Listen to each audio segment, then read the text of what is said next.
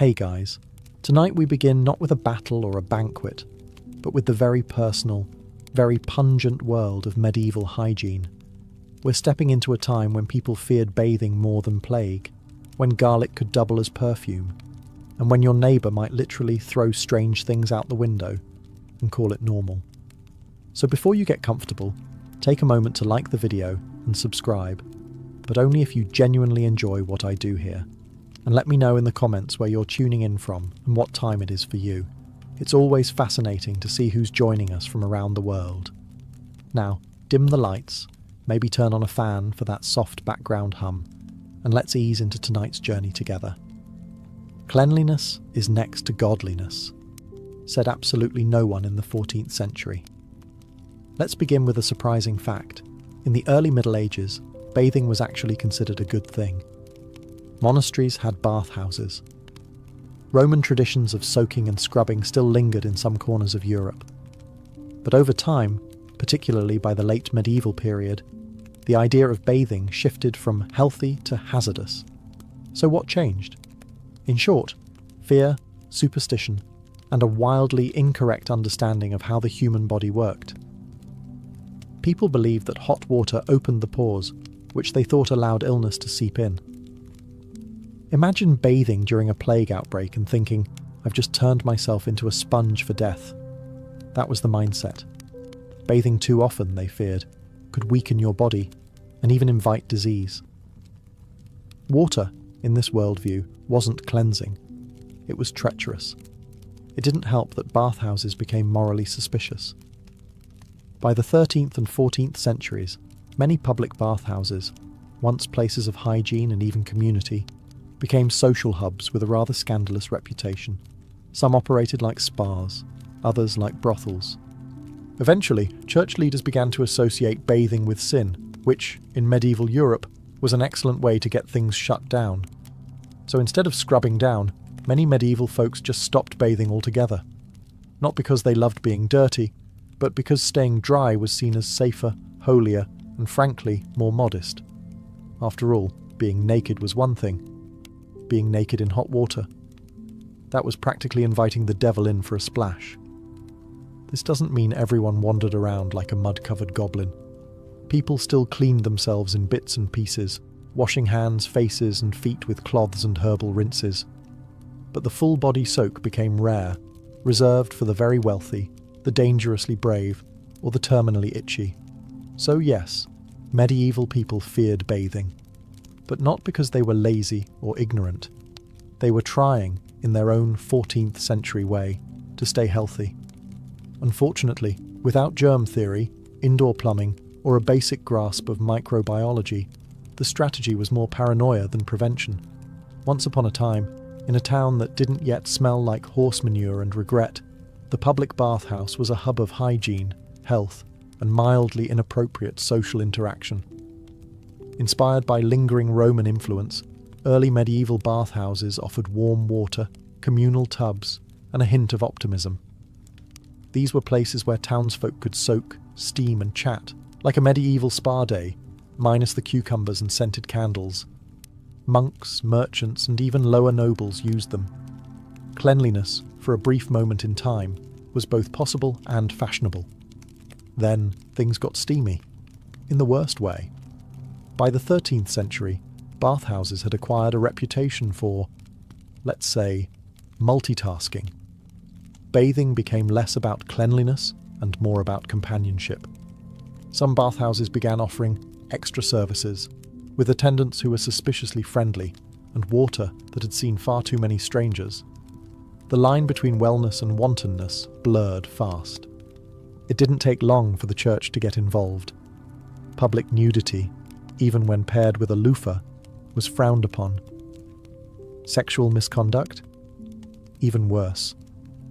Bathhouses became synonymous with sin, disease, and scandal. And once the Black Death rolled into town, people were more than happy to shut them down permanently. After all, you can't spread plague through a public tub if the tub's been boarded shut and declared morally compromised.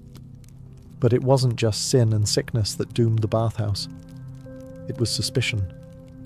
Over time, bathing itself began to seem indulgent, even dangerous. The very idea of soaking your body in warm water, especially with strangers, felt like a gateway to both physical and spiritual ruin. And so, one by one, the bathhouses closed. Some were turned into bakeries. Others were simply abandoned and left to rot. A poetic fate, really, for buildings meant to keep people clean. Meanwhile, in monasteries, monks quietly lamented the loss. Many had maintained hygienic practices for centuries, including scheduled bathing. But now even that was in question. The church wasn't banning hygiene outright, just making it incredibly difficult to achieve. Thus began the golden age of dry cleaning, medieval style. Soap became optional, water became suspicious, and the bathhouse? Just another relic of a time when scrubbing didn't come with consequences. Despite the church's growing horror at naked elbows and the widespread belief that a hot bath could let the plague in through your pores, medieval people didn't completely abandon the idea of bathing. They just turned it into something you'd do once a season, or when the smell became sentient. Let's begin with the nobles. Yes, wealthy people bathed, though not so often that their rubber ducks got wrinkly. They had servants lug in cauldrons of boiling water, because indoor plumbing was still centuries away, pour it into a large wooden tub lined with a linen sheet, and sprinkle it with herbs like lavender, sage, or whatever was growing nearby that didn't smell like feet. This wasn't so much a bath as it was a soup you sat in. The bath was often prepared in the bedroom or near a fireplace, privacy optional depending on your level of power or shamelessness. Some even shared the tub with their spouse because what's more romantic than floating in each other's filth like medieval fondue? The poor bathed too, but usually in rivers, barrels, or anything that held water and didn't bite. It wasn't about hygiene, it was about efficiency. Might as well wash the kid, the shirt, and the goat all at once, was probably said more than once. In winter, bathing took a back seat to survival, so instead of soap and water, people turned to a strategy known as pretend you're clean and just keep walking. A few urban bathhouses survived, particularly in southern Europe where warmer weather and better plumbing kept the dream of cleanliness alive. These were sometimes well run, with steam rooms and herbal treatments. Other times, they doubled as venues for extracurricular activities not approved by the Vatican. Either way, you left refreshed, mildly steamed, and possibly slightly judged. For special occasions, like childbirth or plague recovery, people would get proper baths. Because nothing says welcome to the world, or please don't die, like being dipped in a barrel of tepid rosemary water. When full-body immersion became suspect, thanks to the belief that hot water invited disease like an open bar, the medieval world turned to the next best thing, the humble sponge bath. Except, they didn't really have sponges. At least not the soft, mass-produced kind you can buy at any modern store. Instead, they used linen cloths, soaked in warm water, herbs, or vinegar, and wiped themselves down like they were trying to buff a stain off a very delicate chair. Hygiene, in this context, meant dabbing. If you were lucky, someone else did it for you. If you were noble, someone else did it reluctantly. These partial washes focused on hands, face, armpits, and occasionally the feet, the high-traffic areas, so to speak. Underlayers of clothing, particularly linen shirts and shifts, helped absorb sweat and grime, meaning that changing your shirt regularly was about as close to modern hygiene as you were going to get. Your tunic may have been crusty, but your undershirt? Freshish. Of course, nobody was fooling themselves into thinking this was proper cleaning. But if water was limited, or if you believed a proper bath might invite the Black Death, this was the safe bet. And in a world without deodorant, toothpaste, or showers, a cloth soaked in rosewater or vinegar was the medieval equivalent of a spa day, minus the spa, and really minus the day. For wealthier folks, attendants might heat water, mix in herbs like rosemary or marjoram, and gently wash their master or mistress while pretending not to judge them. Peasants would boil water over a fire, then ladle it out into bowls and do the same. perhaps without the subtle judgment, but definitely with more draft. And if you were a monk, you probably had a better routine than most. Many monastic orders required scheduled washing, even if it was more spiritual than sanitary. Either way, the result was the same: a quick rub-down, a whisper of moisture, and a renewed sense of being just clean enough to not scare the livestock. So no, it wasn't glamorous, but it worked, more or less. At least until you had to ride a horse for 6 hours through mud. If medieval hair had a motto, it would probably be flammable but fragrant. Contrary to popular belief, people didn't walk around with matted bird nests on their heads, at least not intentionally. They did in fact wash their hair. Just not frequently, and certainly not with anything resembling shampoo. So, what did they use? A variety of home-brewed concoctions that sounded like the first draft of a spellbook. One popular choice was lye soap, made from wood ash and animal fat, which was great for cutting through grease, and also your scalp if used too often. Pair that with water of dubious quality, and you've got yourself a medieval chemical peel. For those hoping to preserve their follicles a little longer, egg yolks were sometimes used as a gentler cleanser. And yes, that meant sitting in a freezing hut with raw eggs sliding down your neck while trying to convince yourself this was nourishing.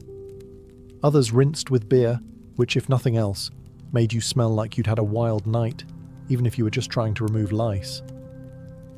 Some hair washing recipes included vinegar infusions with rosemary or lavender, which did double duty. They covered up other smells and gave the illusion of care. But let's be clear, no one was lathering up and rinsing twice. This was more of a targeted splash and squeeze operation. Water temperature also mattered. Hot water was believed to weaken the brain. Cold water could give you the plague. Lukewarm was the sweet spot, assuming you had fuel to heat it and didn't mind waiting 3 hours for a bucket of bathwater that your sibling hadn't already used. Brushing, on the other hand, was routine. Combs made of bone, wood, or horn were common and often elaborately carved, a rare moment of elegance in an otherwise itchy reality, and people took pride in long, well-kept hair. Noble women in particular might spend hours getting their hair braided, coiled, and veiled, all while hoping a nearby fireplace didn't undo their hard work with one rogue spark. Dental care in medieval Europe was less sparkling smile and more, "I still have most of my teeth. What's your excuse?" Now, to their credit, medieval people didn't entirely ignore oral hygiene. They didn't exactly understand it either, but they made a solid effort using what they had, which was mostly cloth, charcoal, and blind hope. There were no toothbrushes. That innovation was still centuries away. Instead, people used linen rags to rub their teeth clean, ideally soaked in something abrasive like salt, crushed mint, or even burnt rosemary ash. The goal wasn't whitening, it was survival. If your breath didn't knock someone over, you were already winning. Some opted for chewing sticks, thin twigs from trees like hazel or elm, frayed at one end to create a brush-like effect. You'd chew until the fibres separated, then scrub your teeth. Think of it as the original biodegradable toothbrush. Organic, compostable, and weirdly bark-flavoured. To freshen breath, people chewed fennel seeds, cloves, or cardamom, depending on what they could afford or steal from the spice rack. In wealthier circles, you might rinse your mouth with vinegar, wine, or even myrrh water, because nothing says dental sophistication like gargling a fluid also used to embalm pharaohs. And if you're wondering about toothpaste, it did sort of exist. Some recipes included powdered charcoal, crushed eggshells, and oyster shell ash, mixed with honey or oil to form a gritty paste. If your mouth didn't feel cleaner afterward, it at least felt sandblasted. Now, dentists, if you could call them that, were usually barbers on their off days. If a tooth was loose, infected, or just annoying, the solution was simple. Yank it out. No anaesthetic, no questions. Just a wooden chair, a strong grip, and a few words to God. Aftercare included rinsing with wine and hoping your soul left your body before the infection set in. Despite all this, medieval people weren't necessarily toothless. Diets were lower in processed sugar, and many rural folks had better dental health than modern snackers. But when rot did set in, it set in fast, and the only toothpaste strong enough to fix it was divine intervention. Let's be honest, if you time travelled to a bustling medieval town square, your first reaction wouldn't be awe, it would be gagging, because medieval Europe smelled committed to being unforgettable. There was no sewage system, no deodorant, and very few functioning bathtubs, which meant the average street smelled like a combination of sweat, animals, rotting food, and optimism. If your nose survived a trip through the fish market and past the tanner's shop, congratulations, you'd already done better than most tourists. So how did people deal with this olfactory chaos? They got creative. Enter the pomander, a small hollow ball filled with herbs and spices, worn around the neck or tucked into clothing like a medieval Glade plug-in. These were stuffed with cloves, cinnamon, lavender, or musk, and often dipped in ambergris, whale bath, but fancy, to make them smell pleasant. Think of it as carrying around your own portable air filter, only it didn't purify anything, just politely overpowered the filth.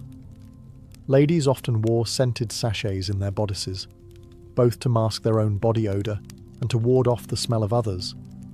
Some even braided herbs like rosemary or marjoram directly into their hair. It was equal parts hygiene, fashion, and spiritual pest control. For those with coin, perfume was imported from the Middle East or Italy, made from rose oil or civet, extracted from the rear end of a very surprised cat-like animal. Applying it involved dabbing, waving, and pretending you weren't just covering up the stench of boiled turnips and regret. And then there were the environmental smells, open sewers, livestock, candle smoke, and whatever the local butcher had just flung into the street. Cities were often enveloped in a fog of funk. But no one really complained, because everyone was in the same nasal nightmare together.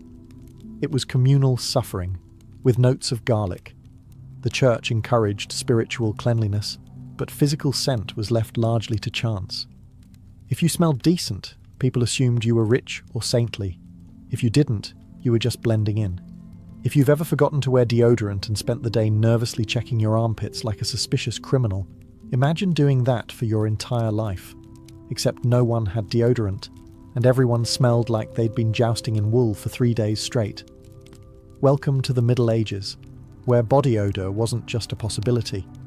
It was an identity. There were no roll-ons, no sprays, and certainly no clinical-strength aluminum-based antiperspirants. People simply sweated, and then made peace with it. Sort of. To mask or manage the musk, people employed various tricks. One common method was alum powder, a naturally occurring mineral salt that has mild, antibacterial, and astringent properties. It didn't stop sweat, but it could cut down on the stench, assuming you remembered to apply it and didn't mind grinding rocks into your pits. Others used chalk, vinegar rinses, or crushed herbs. Sage, mint, and rosemary were popular, not because they were effective, but because they smelled like something better than you. The logic was simple. If you can't stop the sweat, at least try to smell like a salad. In fact, perfumed handkerchiefs were all the rage among nobles, mostly so they could hold them under their noses while navigating crowded streets. No one wants to smell like medieval stew meat, but everyone did. The best you could do was smell like floral stew meat. Medieval medicine also played its part, unfortunately. Physicians believed sweating was a healthy way to purge bad humours, so blocking it was seen as suspicious, possibly even dangerous. You were expected to sweat, stink, and let the body cleanse itself. You weren't unclean, you were just medically fragrant. Then there was the fashion problem. Layers upon layers of wool, linen, and fur trapped heat and moisture like a mobile greenhouse. Combine that with open fires, feasting, and the occasional plague, and you had yourself a sensory experience worthy of a full-blown evacuation. But hey, you weren't alone. Everyone around you smelled, even the king, even the priests, even the woman selling you radishes who hasn't bathed since Epiphany. In short, deodorant wasn't real, but shared suffering absolutely was.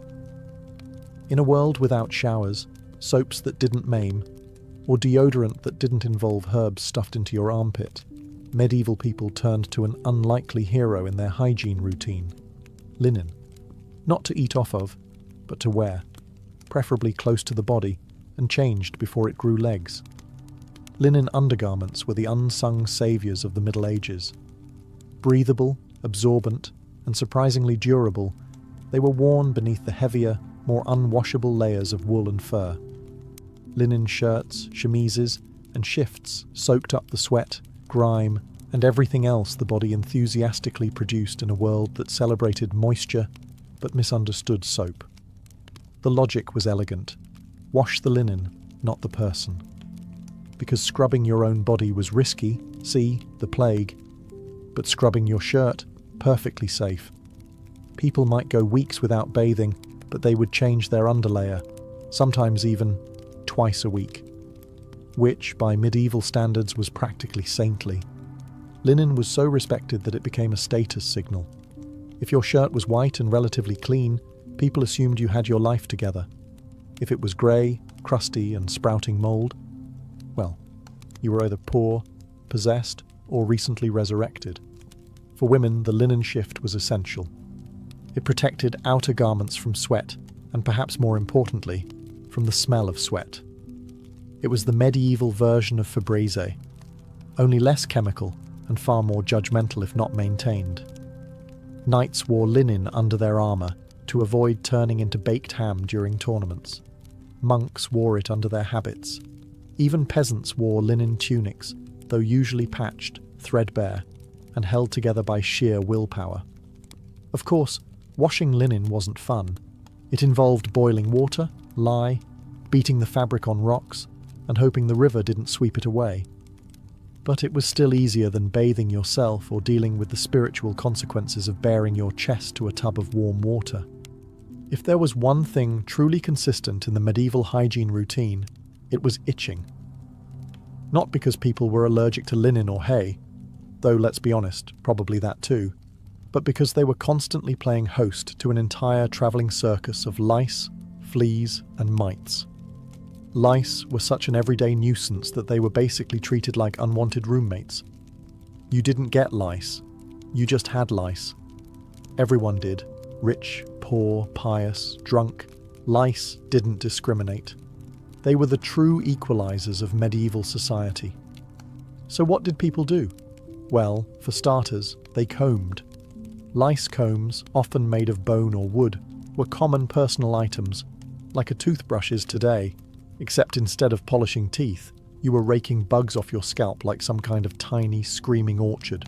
These combs had fine, closely packed teeth designed to pull out the critters, their eggs, and most of your patience. Another method? Boiling clothes or baking them near the fire. The heat could kill the lice, assuming you didn't burn your only tunic in the process. This is also why you might see medieval illustrations of people holding up their shirts near a flame. It wasn't laundry day, it was pest execution. And then there was the classic technique of shaving one's head. Particularly among monks or those who could get away with a bald look, removing all hair was an effective, if dramatic, solution. Sometimes a wig was worn on top, which ironically could become its own lice hotel if not cleaned properly. Still, the logic was clear. No hair, no home for the vermin. Fleas were another problem, especially for those sleeping in straw mattresses or surrounded by animals. There weren't flea collars or bug sprays, only smoke fumigation and herbal sachets tossed between the sheets. Some believed certain smells repelled the pests. Others probably just hoped the fleas moved on to someone smellier. But the real solution was endurance. Everyone itched, everyone scratched. It was part of life, like taxes, death, or stepping in something unspeakable near the market stalls. Ah, the medieval toilet, a term that feels wildly optimistic. Because in truth, going to the bathroom in the Middle Ages was less about comfort and more about creative improvisation and lowered expectations. Let's start with the elite. Castles had garderobes, which were basically closets with a hole in a stone bench that dropped straight down, sometimes into a moat, sometimes into a pit, and occasionally into an unfortunate patch of earth someone forgot to fence off. These were often located high up in towers for privacy and the added thrill of gravity. If you were below one, you learned quickly not to loiter. Peasants, on the other hand, had fewer luxuries. Most did their business outside, in the woods, near the river, or behind the barn. Some villages had communal pits, essentially outhouses with very low standards and even lower privacy. Your neighbour might be in there, discussing crop yields mid-squat. For nighttime needs, chamber pots were the star of the show. These portable pots were tucked under beds or beside sleeping areas, ready to receive contributions in the dead of night. If you've never had the pleasure of relieving yourself into a cold ceramic bowl next to your sleeping family in the pitch dark, congratulations, you're not medieval. And what did they do with the contents of said pots? They threw them out the window. Literally. With a hearty shout of, "Garde l'eau! Watch out for the water!" Residents would dump their waste into the street below, ideally not hitting any passers-by. But let's face it, accuracy wasn't guaranteed. Street sanitation was handled mostly by gravity and pigs. Cities sometimes had gutters or central ditches to carry waste away, though these often clogged, overflowed, or just sat there fermenting into a neighbourhood feature. Toilet paper? Not quite. People used rags, moss, straw, their hands, or, for the very refined, bits of wool or linen scraps. If that sounds unpleasant, imagine using snow in the winter. Because they did. Before everyone collectively decided that bathing was suspicious and probably a sin, public bathhouses were actually thriving in medieval Europe. These weren't just tubs and soap, they were the social hotspots of their day. Think of them as medieval spas, with a few extra plot twists. Bathhouses offered a variety of services: hot baths, steam rooms, massage, food, music, and, depending on the establishment, the occasional questionable companionship. At their best, they were communal wellness centres. At their worst, they were bare-skinned dens of gossip, gluttony, and light scandal. And sometimes all three before noon. They were called stews, not because you sat in one too long, although you might, but because of the steamy water. Mixed gender bathing wasn't unheard of, especially in places like Germany or Italy, where attitudes were a bit more relaxed. It wasn't always risque. Families could attend together, monks sometimes bathed in pairs, but human nature being what it is, boundaries got murky. So did the water. Naturally, this made bathhouses a favourite target for the church. Clerics warned that bathing in mixed company led to sin, which, to be fair, it often did. Some bathhouses subtly became brothels with plumbing. The waters got hot, and not just from the fire beneath the tub. Then came the plagues, and everything changed. When diseases like the Black Death struck, bathhouses were blamed. Doctors believed open pores invited disease, and since warm baths opened pores, well, the math added up in a we don't know about germs sort of way. Bathhouses shut down, reputations tanked, and suddenly the public bath was out. Permanently. Some regions held onto the tradition a bit longer. Southern Europe, the Middle East, and certain port cities kept their stews boiling for decades more. But in Northern and Central Europe, bathhouses began to vanish faster than your dignity after slipping into a communal tub. What remained was a mix of nostalgia and paranoia. Bathhouses had been warm, lively places, but they'd also become symbols of sin, disease, and damp decision-making. By the 1500s, the average person wasn't soaking with strangers anymore. They were dabbing at their armpits with vinegar and praying for the invention of soap that didn't smell like goat. Soap in the Middle Ages was a lot like medicine at the time, harsh, experimental, and likely to make you question your life choices. It technically worked, but using it felt more like punishment than self-care. The most common recipe? A hearty blend of animal fat and lye, or, if you want to sound fancy, rendered tallow and wood ash. When combined, these ingredients created a substance that could strip dirt, oil, and possibly your soul from any surface. Early soap didn't come in pleasant pastel bars with ocean breeze scents. It came in coarse, waxy lumps that looked like something you'd avoid stepping in. To make it, you needed patience and a strong stomach. Boil down sheep or pig fat, stir in alkaline ash water, and wait while it hardened into blocks. If you added herbs like lavender, rosemary, or mint, you could convince yourself it was artisanal. But mostly, it just smelled like damp campfire and disappointment. Soap was mainly used for laundry and heavy-duty scrubbing, not so much for the body, at least not casually. Skin was considered delicate, and lye soap could turn a bath into a mild chemical burn.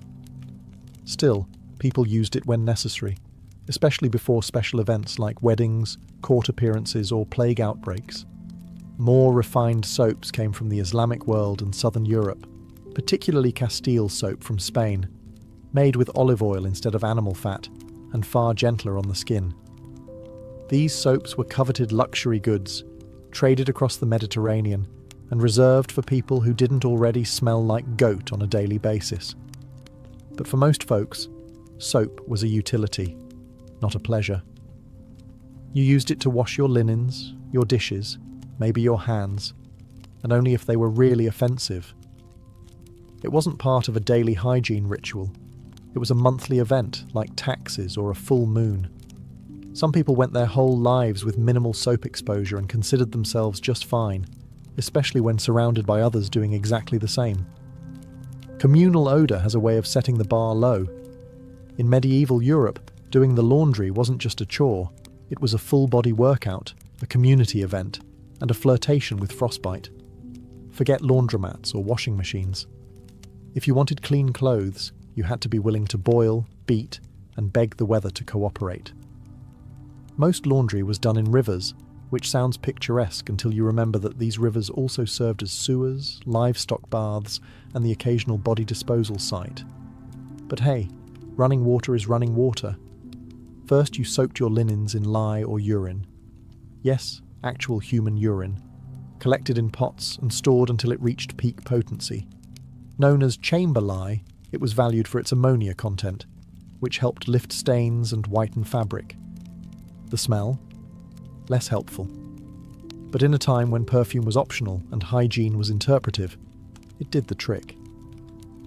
After soaking, clothes were dragged to the river, scrubbed against wooden boards or large flat stones, and then pounded with paddles, a method known as fulling. It was less gentle wash, and more clothes interrogation. This process could take hours, and often involved the collective effort of washerwomen, who were both feared and admired for their arm strength. Then came the rinsing, and the wringing, and the drying, which, if it rained, meant waiting another day and hoping your shirt didn't develop new sentience. Clothes were often spread across bushes, hedges, or stretched on lines between trees and peasant huts.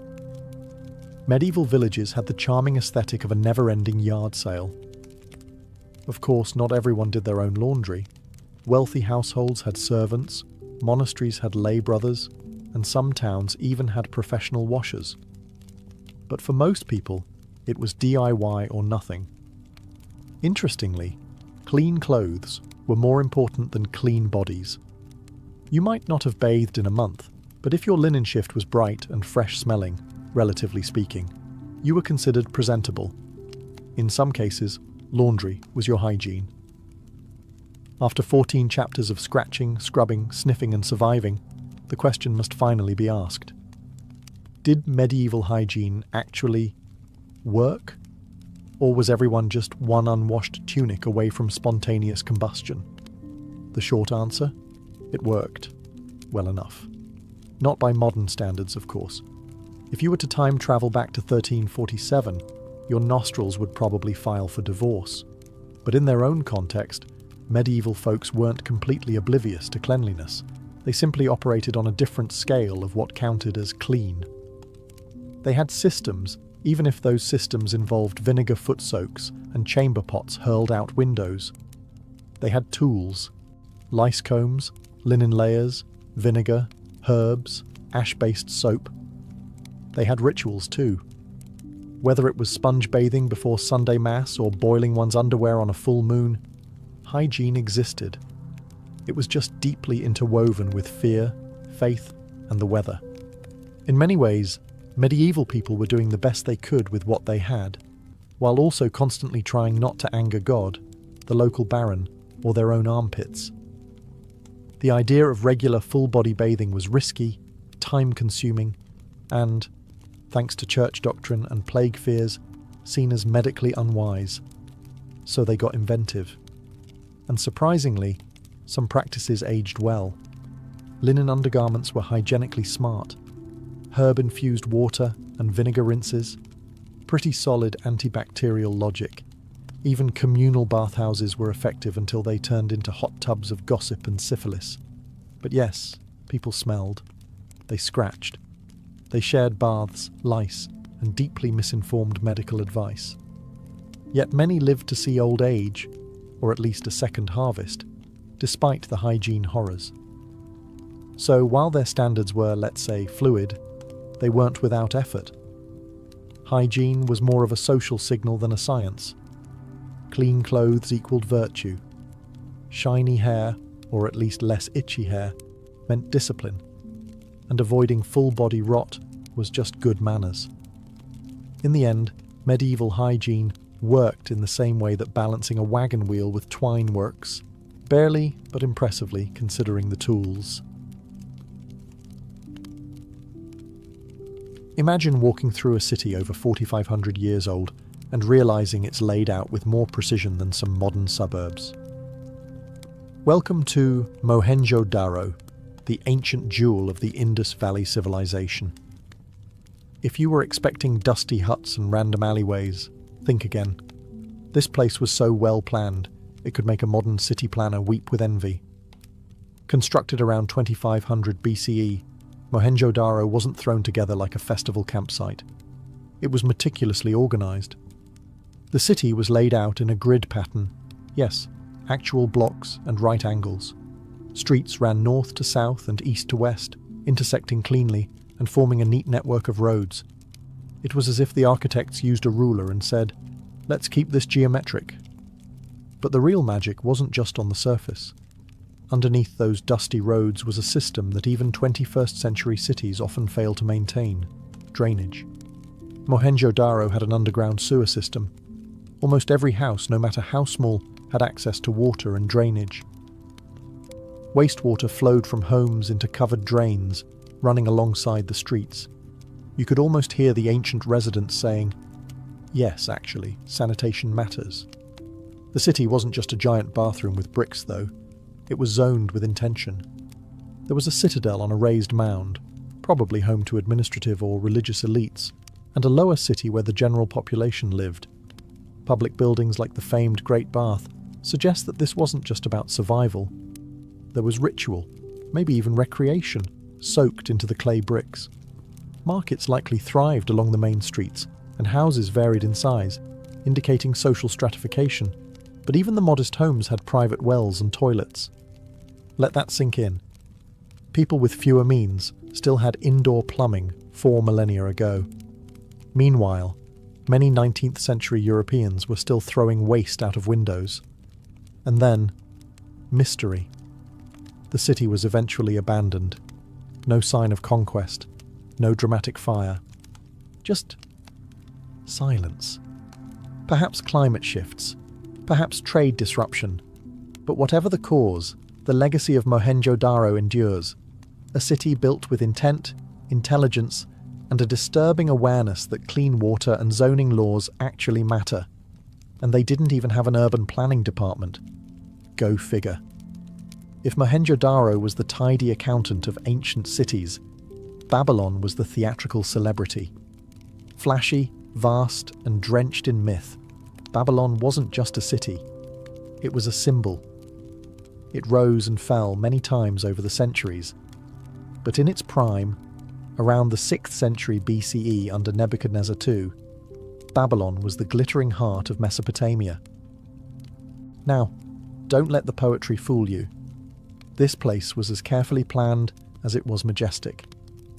Babylon was a walled city with massive gates, the most famous being the Ishtar Gate, adorned with dazzling blue tiles and sacred lions that looked like they belonged in a dream sequence. And no, it wasn't just decorative. That gate was part of a carefully orchestrated urban layout. At the centre of Babylon's design was a sacred axis, a processional way that ran straight through the city. This wasn't just a road, it was a parade route for gods. Literally. Religious festivals like the Akitu, New Year Festival, would process along this street, linking the great Etemenanke ziggurat, which may or may not have inspired the story of the Tower of Babel, to the mighty Esagila temple, dedicated to the god Marduk. Urban planning here was part piety, part propaganda. You didn't just live in Babylon, you walked its holy narrative every day. Babylon's streets curved with the river and obeyed the land's contours, but they were also zoned smartly. There were residential quarters, temple complexes, gardens, markets, and administrative centres. The Euphrates River sliced through the city, providing not only water but also a navigable artery for trade, commerce, and, let's be honest, showing off. Drainage systems were present, though not quite as refined as in the Indus Valley. Still, homes had bathrooms with clay pipes and canals to move wastewater away. Babylonian engineers were clearly not amateurs.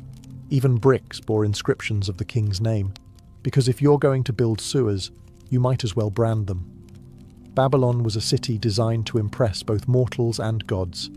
Every street, every gate, every temple was a statement. Look upon my works, ye mighty, and marvel at the zoning permits. And people did. Even Alexander the Great reportedly planned to make Babylon his capital, because once you've walked down a street made for a god, Athens probably felt a bit underwhelming. Roughly 1,000 years before the Aztecs marveled at its ruins and named it Teotihuacan, the place where gods were born. This ancient Mexican city was already flexing its urban design skills. At its peak around 500 CE, Teotihuacan was one of the largest cities in the world, with a population north of 100,000. And unlike the chaotic sprawl of some modern megacities, this place was deliberately mapped out with the precision of a sacred geometry student who never forgot their protractor. The city's most iconic feature? The Avenue of the Dead. Despite its morbid name, thanks Aztecs, it was less a cemetery and more a ceremonial boulevard stretching over 2 miles. This grand avenue was no accident. It was a central axis, aligned with astronomical events and flanked by temples, plazas, elite residences, and bustling market zones. It connected the Pyramid of the Moon at the north with the enormous Pyramid of the Sun, creating a sacred spine that structured the entire city. Now here's where things get even more advanced.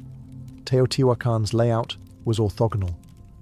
The whole city followed a grid system, tilted about 15.5 degrees off true north, possibly to align with specific celestial phenomena or sacred mountains.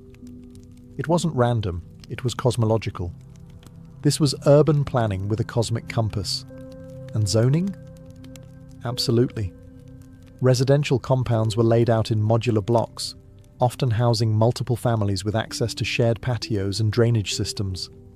Some compounds were highly decorated, indicating wealth, while others showed a more communal, working-class lifestyle. This wasn't just a city, it was organized society made visible in stone and stucco. Teotihuacan also had a complex water management system. Canals and drains ran alongside streets and through residential zones, helping to prevent flooding in the rainy season. Engineers clearly understood their environment and planned accordingly. You get the sense they would have been deeply offended by potholes. There's still much we don't know: who ruled, how power was structured.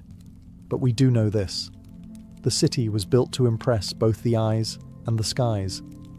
Teotihuacan was a blueprint of order, combining ritual with rationality. And when the Aztecs stumbled upon its towering ruins centuries later, they didn't just admire it, they assumed gods must have built it. Honestly, after seeing the symmetry, who could blame them? When we talk about ancient urban planning, It's tempting to imagine a single mastermind, the ancient version of a city architect with a scroll and a vision. But in the Indus Valley civilization, it seems the planning came not from a ruler's decree, but from a cultural consensus so strong that multiple cities across the region, from Harappa to Lothal, share shockingly similar features. These weren't sister cities, they were practically architectural clones. And that says something profound. Take Harappa, located in what is now modern-day Pakistan. Like Mohenjo-Daro, it too was laid out in a grid-like pattern, with uniform brick sizes, clear zoning for industrial, residential, and administrative use. And, you guessed it, advanced drainage systems.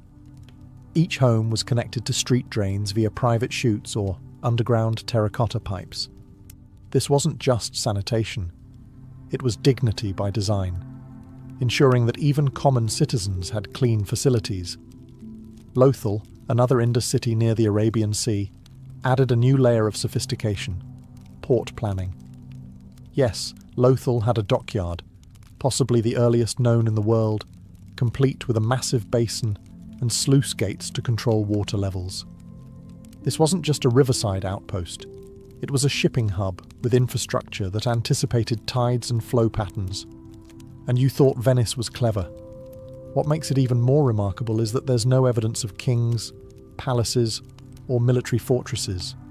No statues of ruling elites. No epic inscriptions boasting about victories. Instead, the cities seem to have been run by efficient bureaucracies or councils focused on hygiene, trade, and ritual. Their power came from engineering, not empire. Artifacts like standardized weights and measures suggest a deeply regulated economy, with designated market areas and craft zones. You could almost imagine ancient planning committees arguing over warehouse placement and sewer width, because these decisions were made, and they stuck, across hundreds of miles. And they weren't just building for the elite.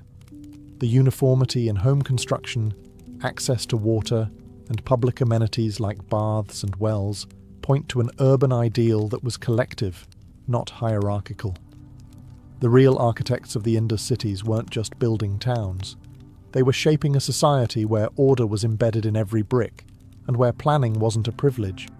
It was a principle. When we think of zoning today, we picture bureaucrats arguing over parking permits and whether someone's Airbnb violates residential codes. But zoning, dividing a city into designated areas for living, working, worshipping, and dumping your garbage, isn't modern. It's ancient and surprisingly widespread. Cities like Mohenjo-Daro, Babylon, and Teotihuacan weren't just random clusters of buildings. They were carefully orchestrated spaces, each with a logic behind the layout. Let's start with Mohenjo-Daro again. There, the raised citadel housed public baths, granaries, and possibly administrative buildings. Below it lay the residential quarters, with broad avenues separating them. Workshops and kilns were kept at the edges, probably because nobody wanted their home filled with smoke and clanging pottery wheels. It's zoning by common sense. But the impressive part is that this model repeated across Indus cities. Now jump over to Babylon. Babylonian zoning was driven not just by utility, but also by ritual and propaganda. Temples and palaces dominated the city's heart, linked by ceremonial roots.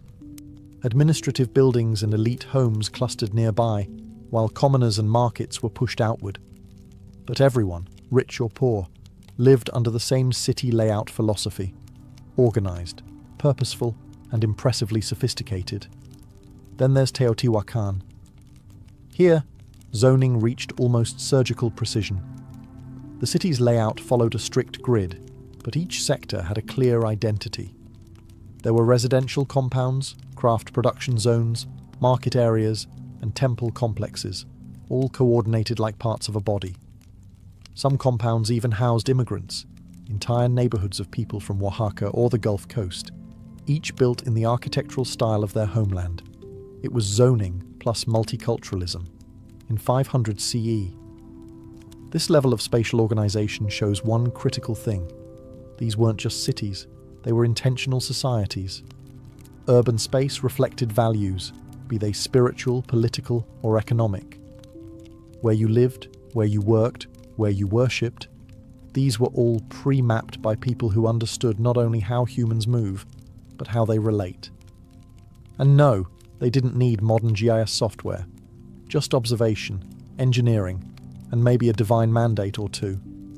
Because when a society can enforce zoning laws without Twitter outrage or lawsuits, you know their urban planning game was ahead of its time.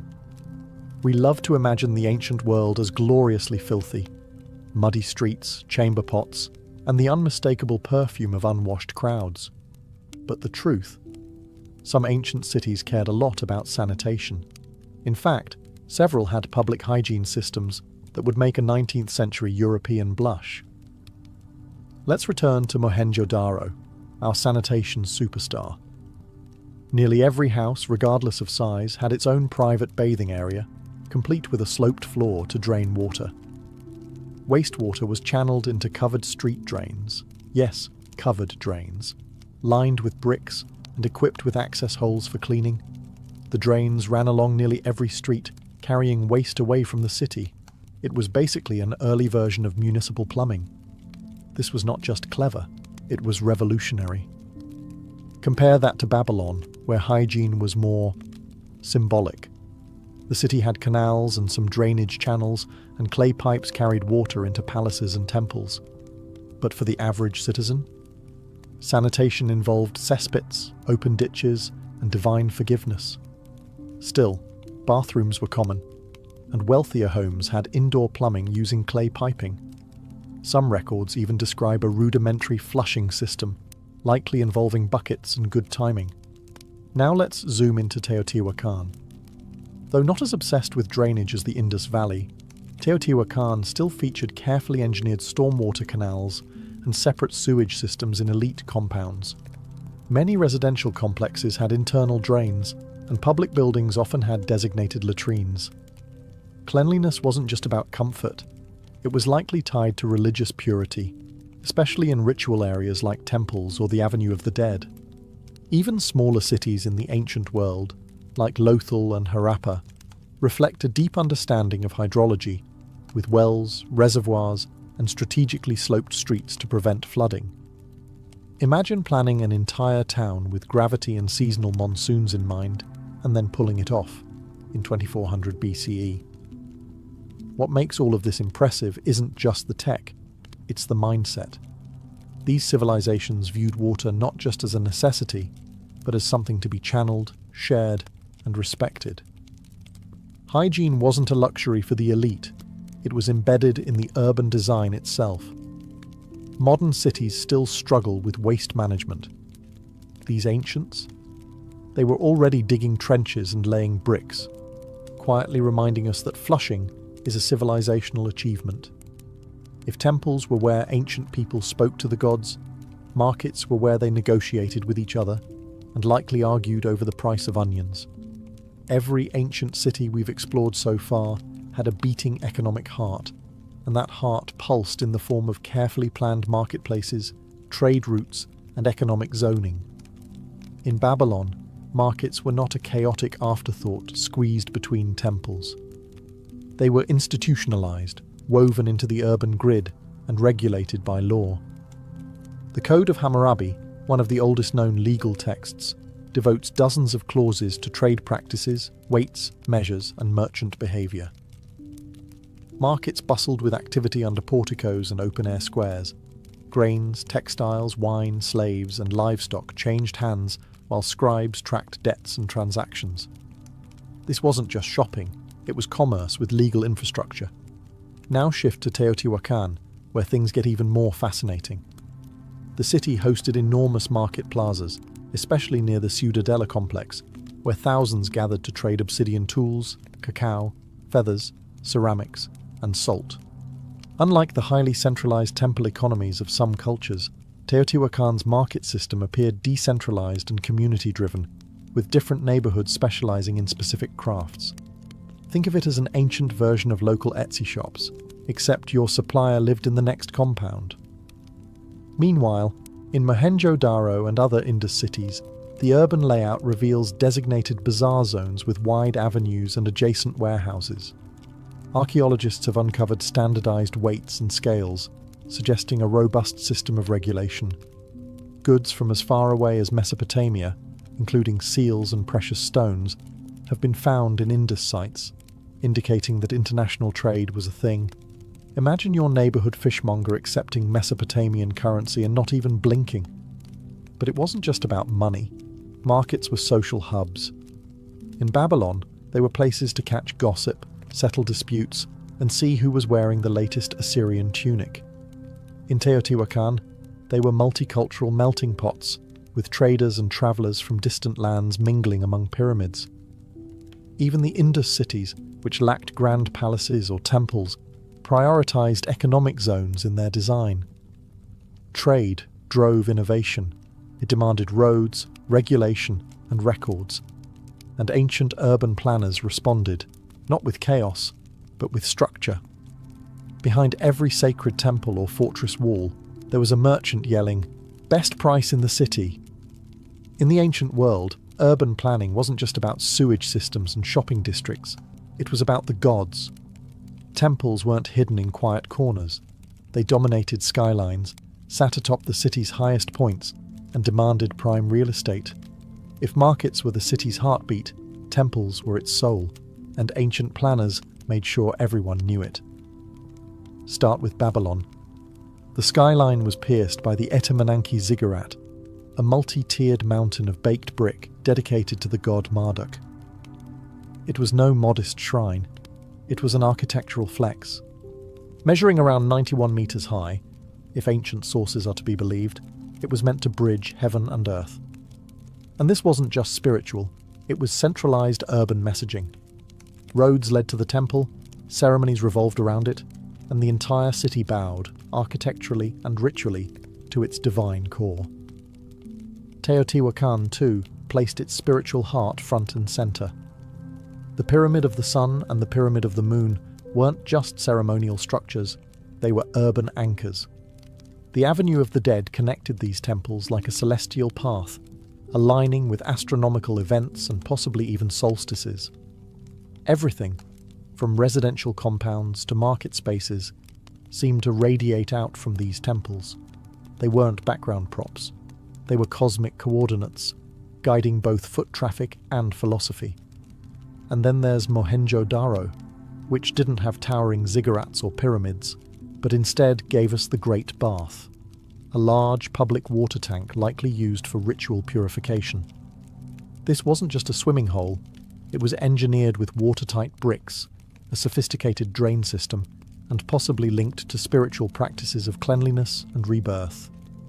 No idol-lined sanctuaries here, just water, geometry, and silence. In all these cities, sacred spaces were deliberately placed and functionally integrated. The temples weren't isolated, they were connected to processional roads, public courtyards, and administrative centres. Worship wasn't separate from life, it was life. Urban planning reflected this unity. These were not secular societies with temples, they were sacred landscapes disguised as cities. Every brick laid, every street carved, every plaza placed was part of a larger spiritual choreography. Because in the ancient world, to build a city was to make an offering, and the gods always got the best seat in the house. It's tempting to think of modern cities as products of innovation, blueprints, and civil engineering degrees. But dig a little deeper, literally, and you'll find that the bones of urban life were laid thousands of years ago by planners without concrete, bulldozers, or CAD software. The DNA of city planning, grids, zoning, sanitation, civic centres, religious spaces, was already etched into the earth by people we often underestimate. Take drainage. Mohenjo-Daro didn't just throw down a few ditches. They designed an integrated, multi-level wastewater system that ran through homes and beneath streets. The concept of universal access to sanitation, still elusive in parts of the modern world, was a standard in this Bronze Age metropolis. Babylon laid the groundwork for regulated commerce, civic infrastructure, and the symbolic use of space to reinforce power and religion. Teotihuacan gave us the template of the cosmic city, one where every road, plaza, and temple pointed to something bigger than the human eye could see. Its builders connected astronomy to architecture, embedding celestial rhythms into everyday movement. These weren't just settlements, they were philosophical blueprints. And then there's the psychological aspect. Ancient cities influenced behaviour. Wide avenues allowed for processions and parades. Enclosed courtyards created communal spaces. Zoning wasn't just practical, it shaped how people interacted, how neighbourhoods formed, and how authority was visualised. These choices told people where to gather, what was sacred, and how to live in harmony, or at least try. Modern urban planning owes much to this ancient foresight. Grids in Manhattan, sanitation in Amsterdam, temples turned into cathedrals turned into town halls. Even the idea of a civic centre comes from these ancestral cityscapes. We still measure property. We still design cities around access, trade, spirituality, and spectacle. What's changed is the technology, not the principle. And while we pave highways and erect skyscrapers, the core remains. Cities are stories we write in stone, brick, and steel. And the first chapters of that story? They were carved with copper tools, planned with star charts, and sustained by people who believed that good living required good planning. So the next time you walk down a city street, remember, you're not just moving through space. You're walking through 4,000 years of ideas, quietly whispering beneath your feet. Hadrian was not born in the heart of Rome, but on its distant western fringe. He came into the world in 76 CE in Italica, a Romanized town in the province of Hispania Baetica, modern-day southern Spain. Though geographically far from the capital, Hadrian's family was anything but provincial. They were wealthy, elite, and thoroughly Roman in culture and ambition. Most importantly, his father's side was related by blood to Marcus Ulpius Trajanus, the man who would later become Emperor Trajan. Hadrian lost both of his parents at around age 10, a formative tragedy that thrust him into the guardianship of Trajan and Publius Acilius Attianus, a Roman knight. These two men would shape the trajectory of his life. While many young nobles were steered toward military or political careers, Hadrian gravitated toward Greek literature, philosophy, and the arts. He spoke Greek fluently, read Homer obsessively, and preferred a scroll to a sword, at least early on. Rome, of course, didn't run on poetry, so Hadrian, as all ambitious Roman aristocrats did, had to earn his place through service. He began as a military tribune, first in Lower Moesia, then in Upper Moesia, and finally in Pannonia. He proved himself a competent officer, but his deeper talents lay in administration and statecraft. Trajan's rise to the emperorship in 98 CE marked a turning point for Hadrian. Though their relationship was sometimes strained, Hadrian was known for being sharp-tongued, arrogant, and a bit too intellectual for some. Trajan nonetheless kept him close. Hadrian became a quaestor, then tribune of the plebs, and steadily climbed the cursus honorum, Rome's ladder of political advancement. He also married well. His bride was Vibia Sabina, Trajan's grand niece, a politically strategic union, though not a happy one.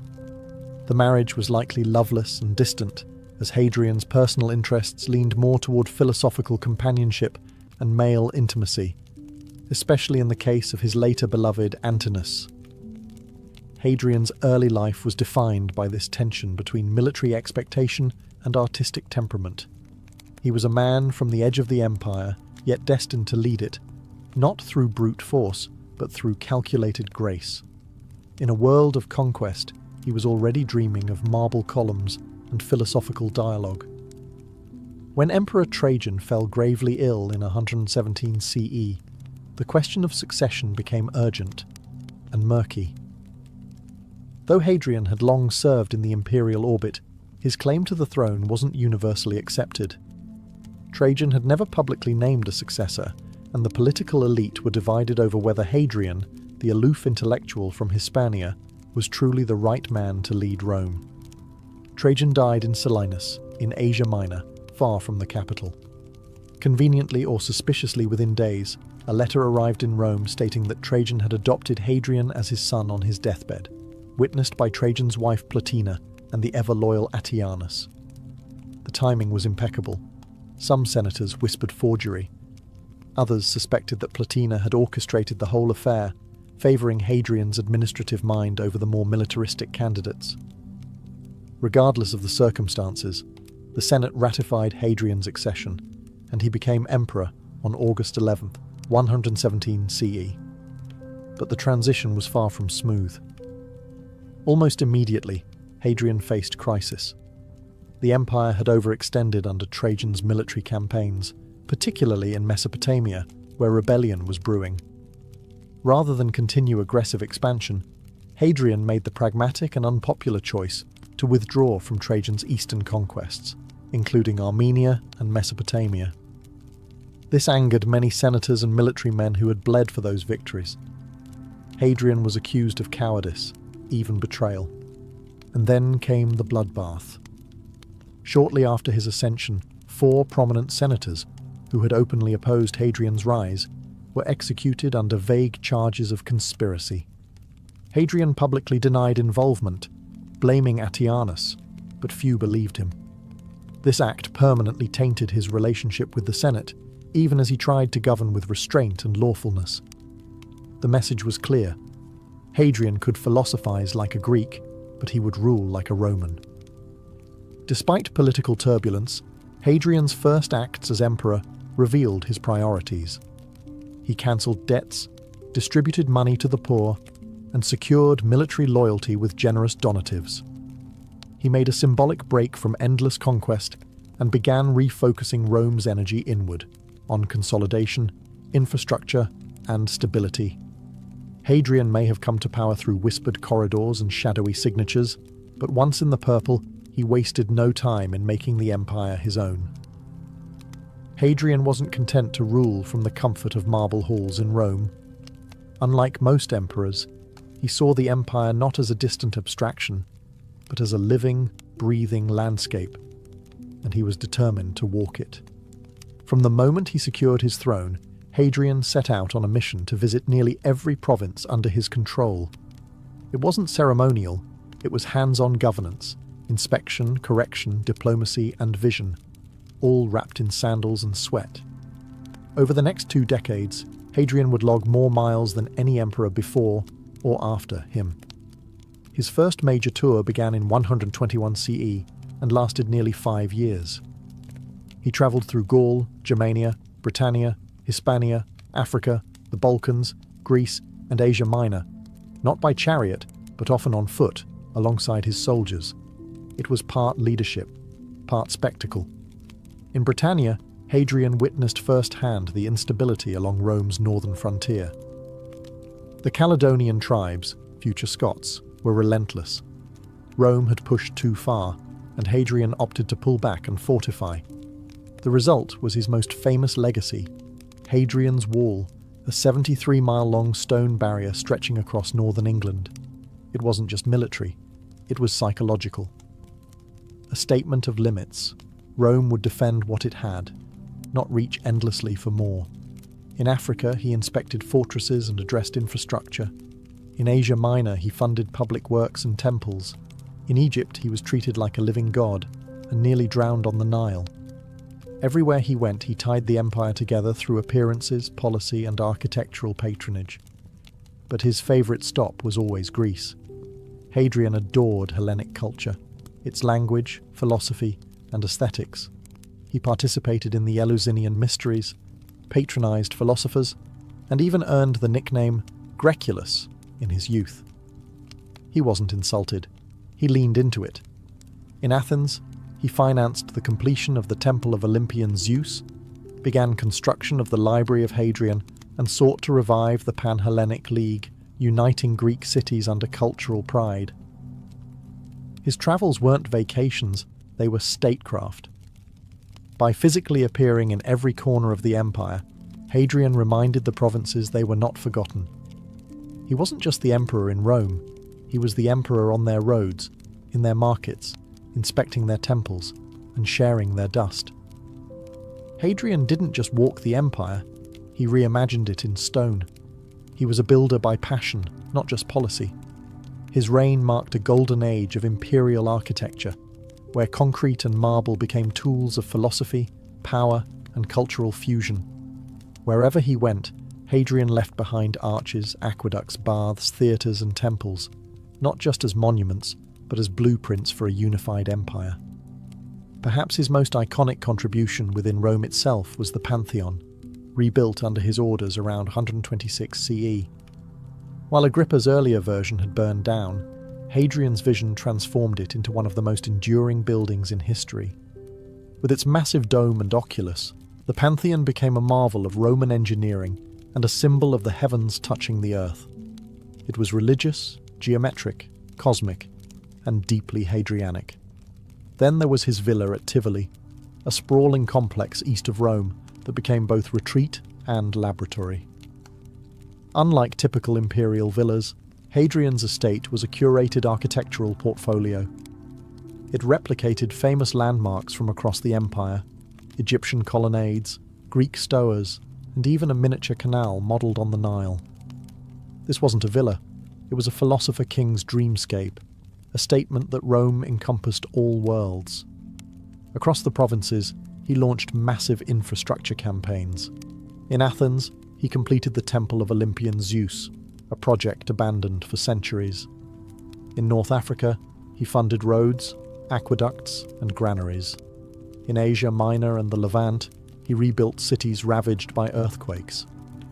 In Jerusalem, he controversially refounded the city as Aelia Capitolina, sparking outrage among the Jewish population, an act that would have consequences later. Hadrian's architectural style was as eclectic as his travels. He loved arches, symmetry, and domes, but he also incorporated Greek aesthetics, Egyptian motifs, and local materials. He didn't force Roman identity on the provinces. He wove their traditions into imperial fabric. Architecture for Hadrian wasn't just about utility or beauty, it was a philosophy in stone. A silent way of saying, Rome is not just a place, it is an idea, and this is what it looks like. Through bricks and mortar, Hadrian didn't just preserve the empire, he defined its soul. Among the many people who walked beside Hadrian during his travels, none would leave a deeper emotional imprint than Antinous, a beautiful young man from Bithynia in Asia Minor. Their relationship, tender, controversial, and ultimately tragic, would shape the emperor's personal mythology and produce one of the most unusual cults in Roman history. Antinous first appears in Hadrian's life around 124 CE, likely as a teenage companion.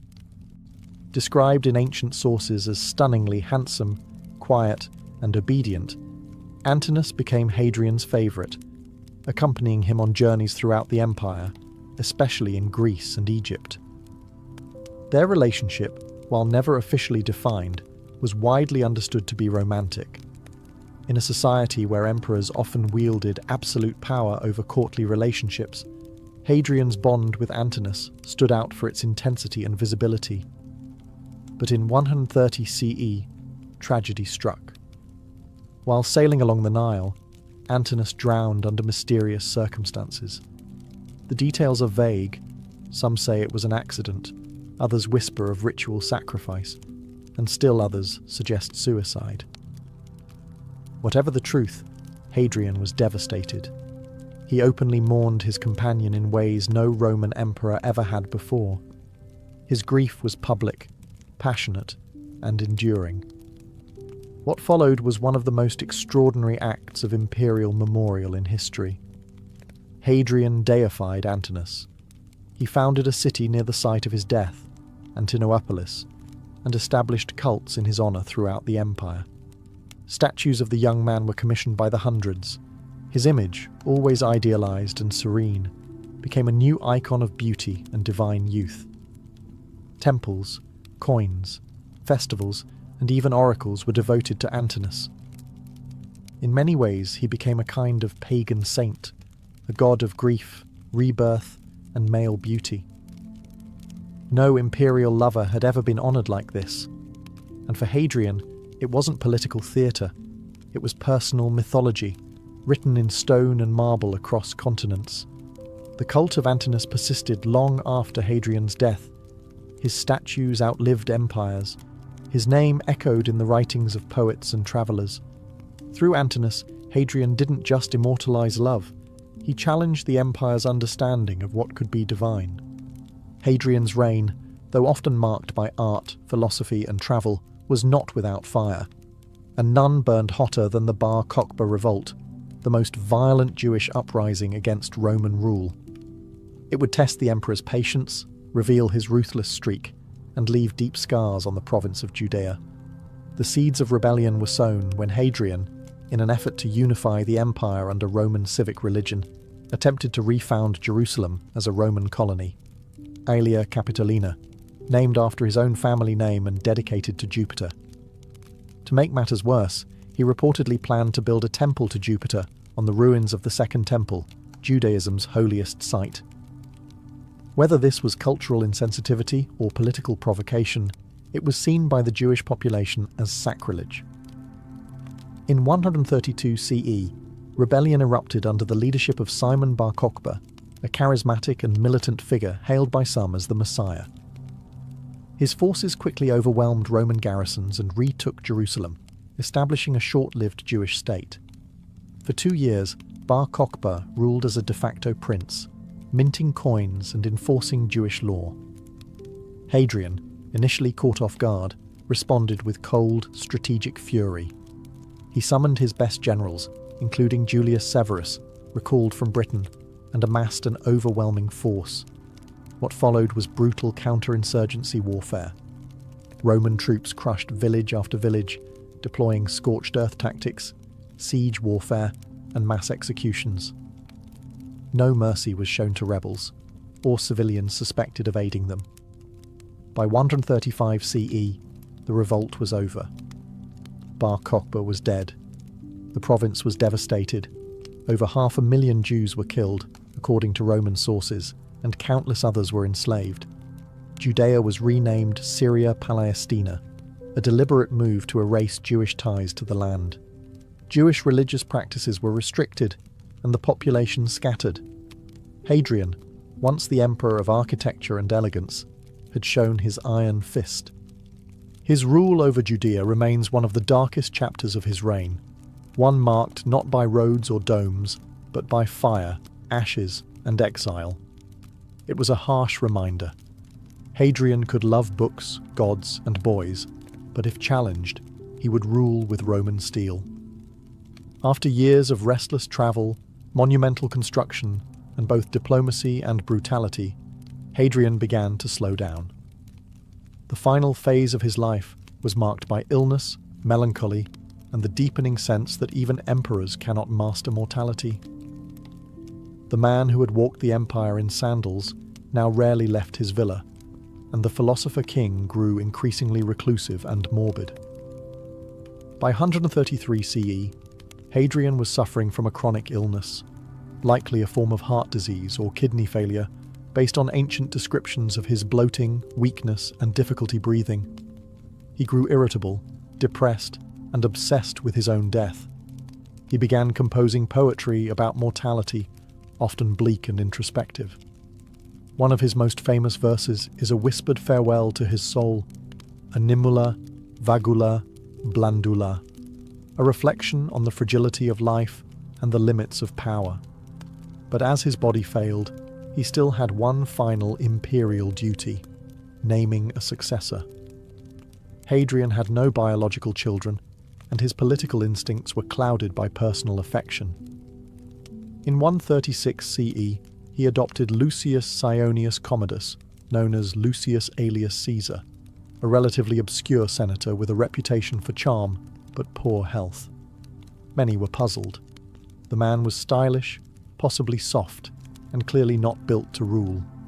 Their doubts were justified. Just months after his adoption, Aelius died suddenly, probably from tuberculosis. Hadrian was devastated and once again scrambling to find a suitable heir. With time running out, he turned to a more traditional choice: Titus Aurelius Antoninus, a respected moderate senator. In 138 CE, Hadrian adopted Antoninus, but with a twist. He demanded that Antoninus in turn adopt Marcus Annius Verus, the young man who would later become Marcus Aurelius, the philosopher-emperor. In this one act, Hadrian effectively engineered the next 2 generations of stable leadership. But it didn't ease his suffering. He retreated to his beloved villa at Tivoli, where he spent his final days surrounded by memories, sculptures, and the ghost of Antinous. His condition worsened, and in the end, he attempted suicide multiple times, only to be prevented by his attendants. His death finally came in July 138 CE, at age 62. Hadrian's ashes were placed in the mausoleum he built for himself, a towering cylinder on the Tiber, later known as Castel Sant'Angelo. When Hadrian died in 138 CE, he left behind no empire expanded, but one far more secure, cohesive, and intellectually vibrant than he had found it. His reign was not defined by conquest, like Trajan's, but by consolidation, and that, in hindsight, was a revolutionary act. In an age obsessed with outward glory, Hadrian had the clarity and audacity to look inward. The most visible reminders of his rule still stand. Hadrian's Wall, stretching across northern Britain, became a symbol of imperial strength, not through aggression, but through boundaries. It said, "This is Rome, and that is not." It wasn't just military, it was philosophical. The empire had limits, and knowing them was wise. In the capital, his reconstruction of the Pantheon changed architectural history. Its vast dome remains the largest unreinforced concrete dome in the world. It was a temple not just to the gods, but to the possibility of Roman engineering and imagination. It is the physical embodiment of Hadrian's intellect, precise, timeless, and open to the sky. His villa at Tivoli, with its libraries, water gardens, and recreated temples, became the model for Renaissance palaces centuries later. It was Hadrian's dream of the world, an empire reduced to art and landscape. But Hadrian's legacy wasn't only made of stone. It was also etched in policy and precedent. He reformed Roman law, reorganized the military without constant warfare, and professionalized provincial administration. He visited his provinces not to dazzle them, but to understand them, leaving behind a new model of imperial responsibility. Culturally, his love of Greek philosophy, poetry, and sculpture helped spark a revival of Hellenic traditions across the Roman world. The man once mocked as Graeculus had, in effect, re-Hellenized the empire, not by force, but by taste. And politically, Hadrian's choice of Antoninus Pius and the adoption of Marcus Aurelius ensured an unprecedented period of peace and prosperity, later called the Pax Antonina. His foresight birthed the so-called 5 Good Emperors, a run of stability unmatched in Roman history. Yet he remained a paradox. A builder who destroyed in Judea, a lover of peace with a hidden iron fist, a student of beauty who governed with realism. Hadrian's Rome wasn't just marble and might. It was mind, memory, and measure. Hadrian didn't just rule Rome. He reimagined what it meant to be emperor. His reign stands at the crossroads of military command and philosophical inquiry, of tradition and reinvention. In many ways, Hadrian marked a turning point. The moment the Roman emperor stopped being merely a warlord-in-chief and became a curator of civilization. Unlike his predecessors, Hadrian projected power through presence rather than expansion. By walking the roads, visiting garrisons, inspecting aqueducts, and debating with philosophers, he transformed emperorship into a performance of omnipresent responsibility. The toga and the scroll became as essential as the sword. This shift influenced how future emperors would see their role. His immediate successors, Antoninus Pius and Marcus Aurelius, embraced this vision. They ruled not as conquerors, but as stewards of Roman order, focused on justice, infrastructure, and cultural refinement. Marcus Aurelius, with his Meditations, might never have emerged had Hadrian not elevated philosophy into imperial legitimacy. Hadrian also embodied the paradoxes of power. He was both adored and feared, elegant yet cruel when provoked. His reign was calm by comparison, but beneath it lay authoritarian reflexes. The executions of senators, the crushing of the Bar Kokhba revolt, the exile of dissenters, these revealed a man who preached moderation but wielded authority with surgical ruthlessness when challenged. Privately, Hadrian was introspective and melancholic. His poetry, especially late in life, reveals a man aware of his mortality and contradictions. His love for Antinous, idealized, deified, and mourned, offered an emotional counterweight to his public image. That grief made him human, and it echoes centuries later as a rare moment of imperial vulnerability. Even in death, Hadrian crafted a legacy of enduring presence. His mausoleum, now Rome's Castel Sant'Angelo, stands as a fortress against forgetting. His buildings still define skylines. His laws informed generations. His travels stitched together a multicultural empire into something that, at least briefly, felt united. Hadrian's greatness lies not in what he conquered, but in what he conserved, built, and imagined. He was a paradox with a laurel crown, architect and autocrat, poet and emperor, human and enigma. In the end, Hadrian didn't just leave behind monuments, he left behind a model of emperorship itself, one that still haunts the ruins of Rome and the minds of those who walk them. In 1803, President Thomas Jefferson doubled the size of the United States with the stroke of a pen. The Louisiana Purchase and $15 million deal with France added over 800,000 square miles of mostly uncharted wilderness to the young republic. It was a geopolitical coup, but also a massive cartographic question mark. What exactly had America just bought? Mountains? Deserts? Water routes? Monsters? Jefferson had no clue, but he was determined to find out. Enter Meriwether Lewis, Jefferson's personal secretary, and a man with an insatiable appetite for adventure and scientific notebooks. Jefferson handpicked him to lead an expedition to explore the new territory, map its geography, document its flora and fauna, and most importantly, determine if a water route to the Pacific, the mythical Northwest Passage, actually existed. But Lewis wasn't going alone. He chose his old friend and military comrade, William Clark, as co-leader. While Lewis had a mind for science and diplomacy, Clark brought military discipline, cartographic skill, and an easy rapport with men, a balance Jefferson believed essential.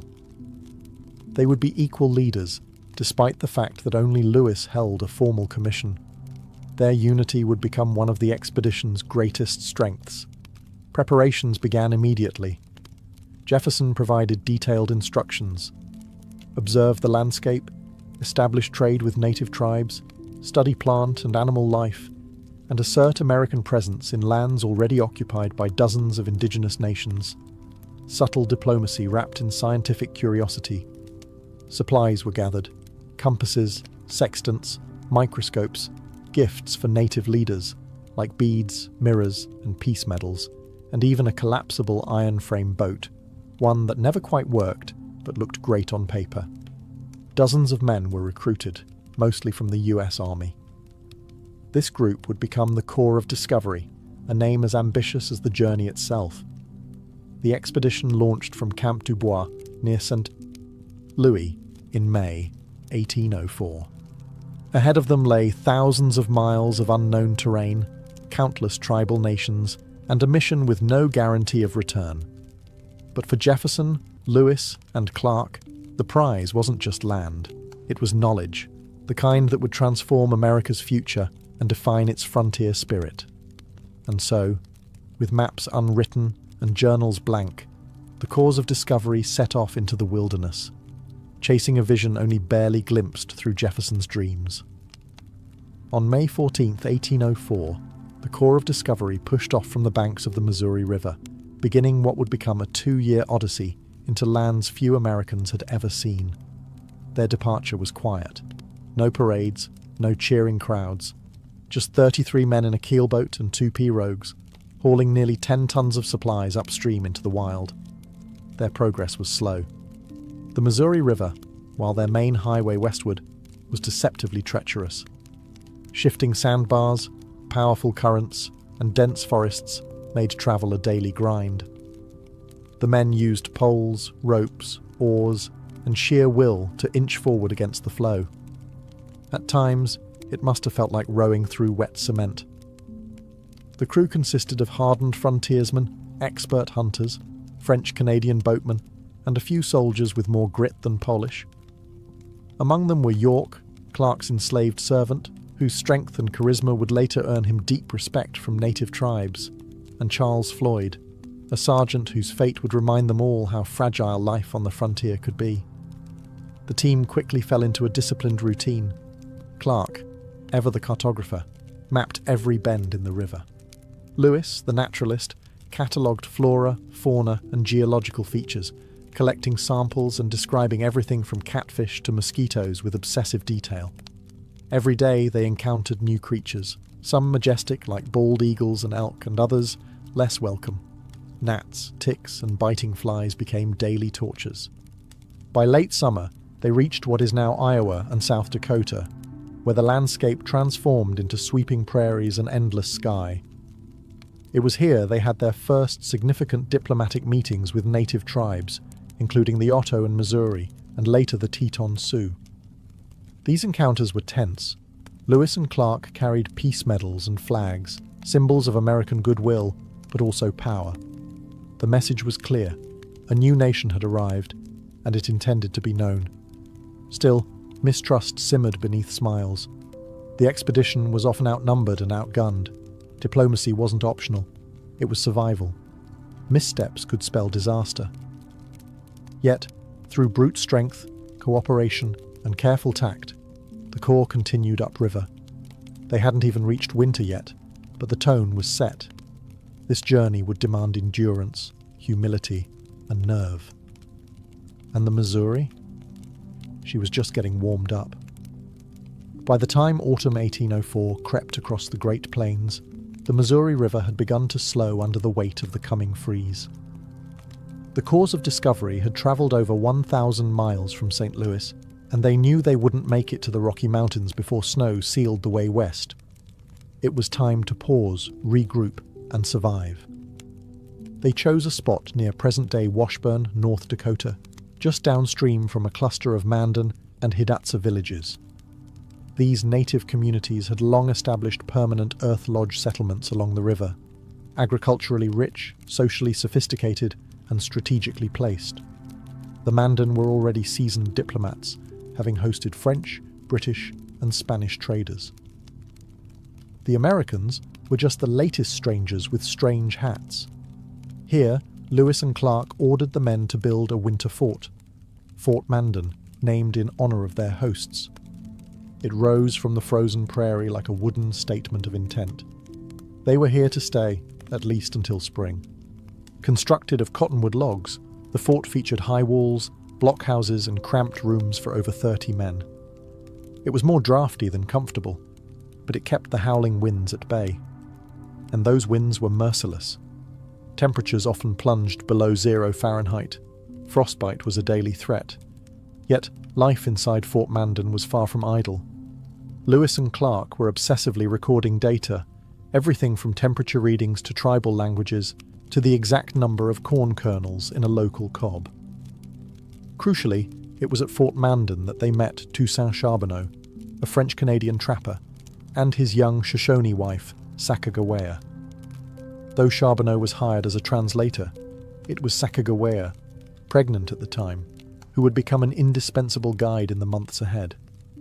Her knowledge of Western geography and ability to communicate with native tribes would prove more valuable than any musket or map.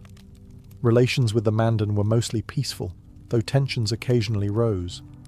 Cultural misunderstandings, resource scarcity, and sheer proximity made friction inevitable.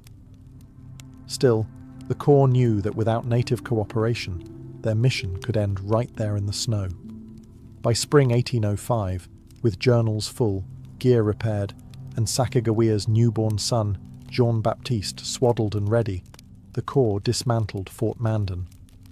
The next phase of the journey, into the unknown beyond the plains and toward the Rockies, was about to begin. In April 1805, the Corps of Discovery left behind the relative safety of Fort Mandan and re-entered the unpredictable wild. They now travelled lighter, with a smaller party and more urgency. The winter's lull was over. Ahead lay mountains, uncharted rivers, and the question that haunted Jefferson's plan: was there a water route to the Pacific? Spring brought beauty, but also blood-sucking torment. The Missouri River teemed with mosquitoes which harassed the men relentlessly. Sleep was interrupted by swarms. Bison, deer, and bear became more plentiful, yes, but so did blistering sunburn, swollen insect bites, and maddening humidity.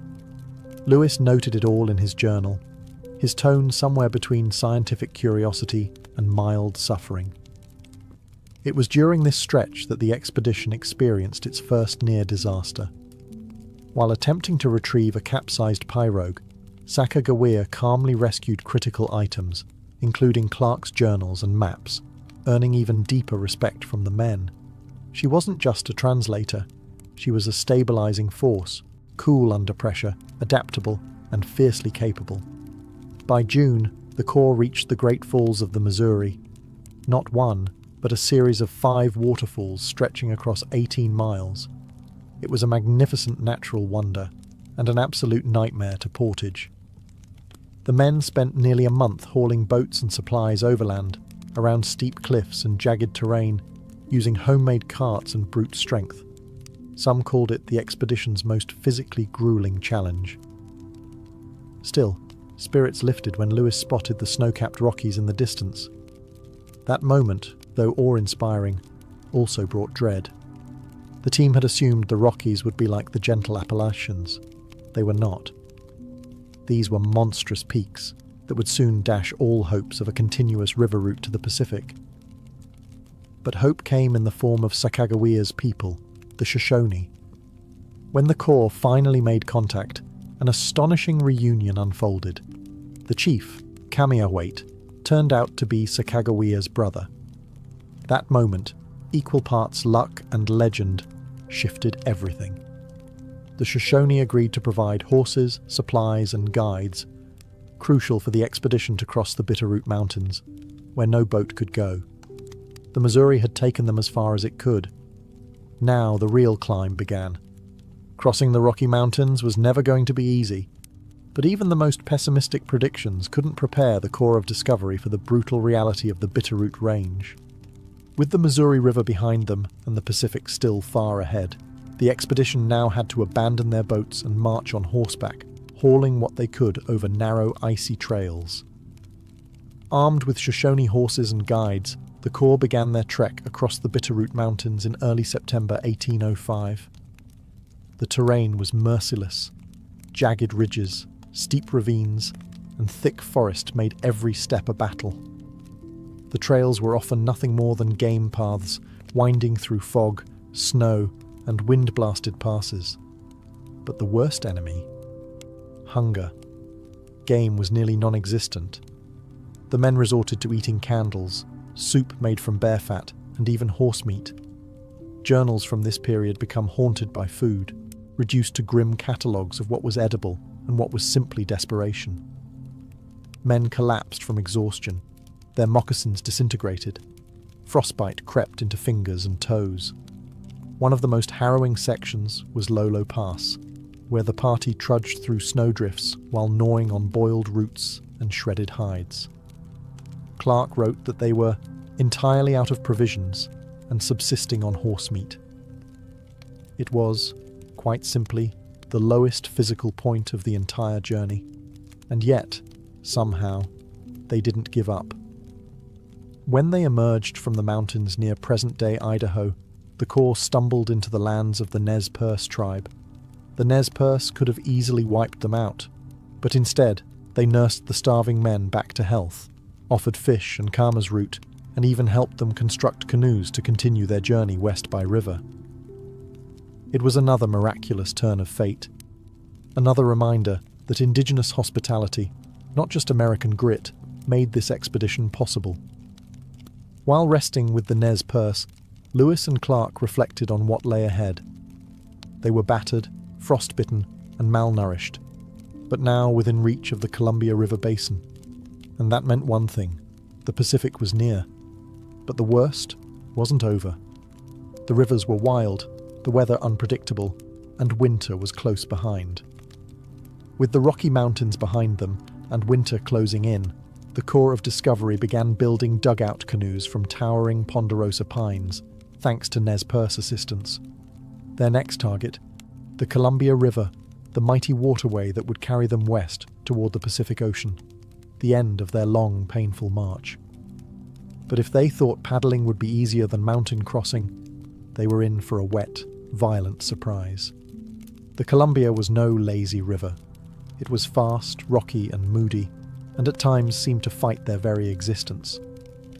The canoes were heavy and often unstable, especially with the full weight of gear, journals, specimens, and human exhaustion.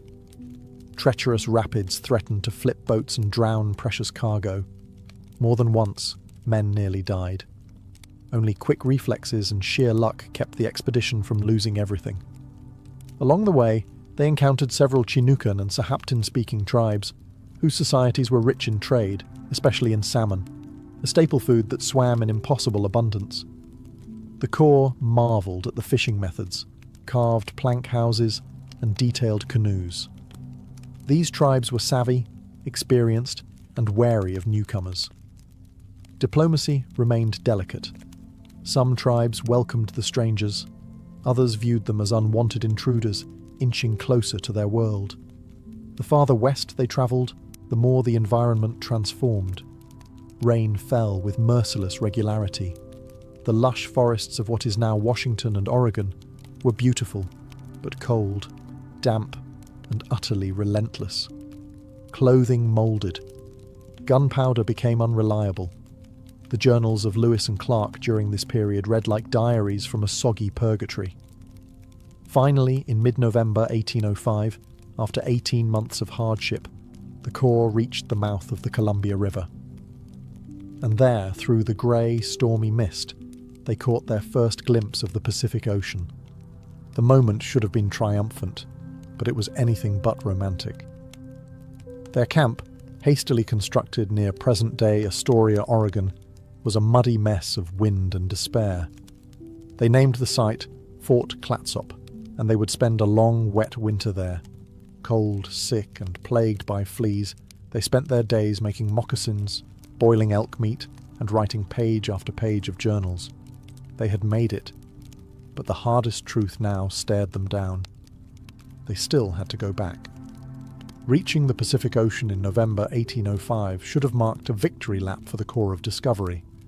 But the ocean was not in a festive mood.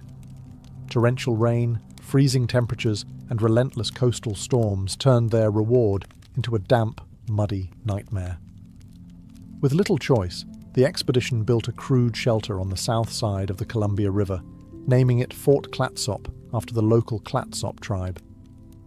The winter of 1805-1806 was brutal. It rained every single day except for 12, according to Clark's notes. The men's clothing rotted, lice and fleas ran rampant, and scurvy loomed. Elk, their primary food source, had to be hunted daily, often miles from camp. The meat was tough, lean, and barely enough to keep body and morale from collapsing. Despite the discomfort, Lewis and Clark insisted on continued documentation. They detailed tribal customs, geography, weather, plants, and animals, adding hundreds of pages to the scientific record. Lewis meticulously described sea otters, while Clark improved the maps that would later guide generations of settlers. Even in misery, they remained obsessive observers. Interactions with local tribes were mixed. The Clatsop and Chinook peoples were accomplished traders with long-standing networks up and down the coast. They were polite, but not particularly enthusiastic about the Corps' presence. Negotiations over food or supplies often involved stern bargaining, not friendly hospitality. Unlike the Mandan or Nez Perce, these coastal tribes expected reciprocity and didn't mind showing impatience when the Americans offered less than impressive trade goods. And then there was boredom. Trapped in a fort made of soggy logs, waiting for the weather to break, the men passed time making salt, mending clothes and carving wooden souvenirs. Spirits ran low. Illness spread. Even Lewis, usually the steely-eyed scientist, grew irritable and withdrawn. By March 1806, the Corps had had enough. With journals overflowing, samples preserved, and their bodies damp and stiff from months of hardship, they burned candles for the last time at Fort Clatsop, packed what little hadn't rotted, and turned their faces eastward. They had found the Pacific. Now came the real test, surviving the long, punishing return to civilization, without the awe of the unknown, only the memory of every painful step ahead. In March 1806, the Corps of Discovery left Fort Clatsop with soaked clothing, exhausted bodies, and a singular goal: get home. They had accomplished what no other Americans had, reaching the Pacific overland, but the journey back would prove just as perilous, just as draining, and in some ways, more complex. The wilderness they had once entered with curiosity now loomed with a different energy, familiar but still unforgiving. They retraced their steps up the Columbia River, struggling once again with high currents, steep cliffs, and tense interactions with native tribes. Supplies ran low. Trade was difficult. The Chinook and other coastal tribes had grown even more cautious, perhaps sensing that the Americans' presence heralded a wave of changes they didn't welcome. By late spring, the Corps made it back across the Bitterroot Mountains, with better weather and smarter preparation this time, though still a grueling test. When they reached the Nez Perce villages, they were welcomed like old friends. The tribe had safely kept their horses, as promised, and helped the Corps prepare for the next leg of the journey. Then, Lewis and Clark made a bold decision. They would split the expedition into smaller groups to explore more territory. Lewis headed north toward the Marias River, hoping to map its connection to the Missouri and extend U.S. territorial claims. Clark followed the Yellowstone River, charting its course and searching for easier routes through the plains. It was a risky move. Communication between groups was impossible, and Lewis's path turned nearly fatal. In late July, Lewis's group encountered Blackfeet warriors, who initially appeared friendly, but grew suspicious when they saw the Americans' firearms and trade goods. One tense night turned deadly. A skirmish broke out, and 2 Blackfeet men were killed, the only violent deaths caused by the expedition. Lewis's party fled under cover of darkness, shaken and wounded. Clark's group had a slightly less dramatic return, though not without its share of injuries and bison stampedes. They built canoes, reunited with Sacagawea and her family, and navigated the Yellowstone with relative success. By August 1806, the 2 groups reunited near the Missouri River. The expedition was whole again, but the mood was somber. The thrill of discovery had passed. Now came the final, grinding paddle home, tired, scarred, but alive. By late August 1806, the Missouri River once again pulled the Corps of Discovery downstream, this time carrying them toward home, not mystery. Their bodies were thinner, their uniforms in tatters, and their journals swollen with mud-stained pages, but they had survived.